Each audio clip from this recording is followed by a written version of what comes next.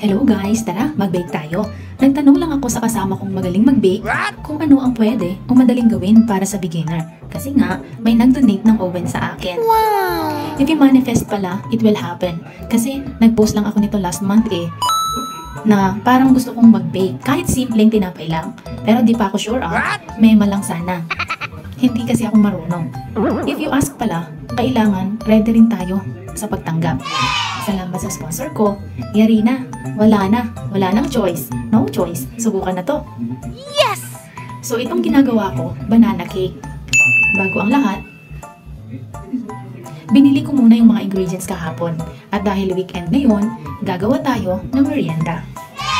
Kailangang sanain itong harina guys para hindi mamumuo. At saka haluin hanggang ma-dissolve lahat ng ingredients.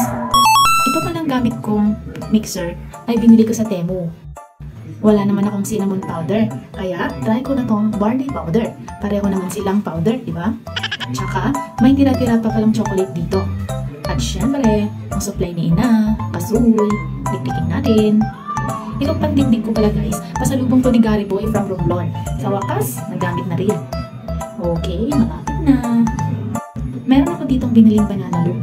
Linisan muna natin at lagyan ng oil. Wala na kasi akong butter. So, dalawa lang pala kaya nito.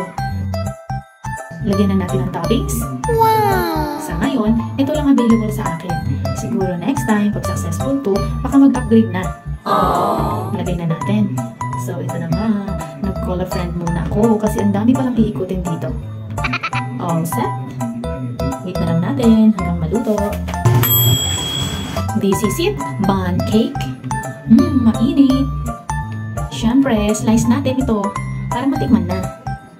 Presenting, may banana lake cake aloe gel. Tikman natin. Pwede na to. Yummy!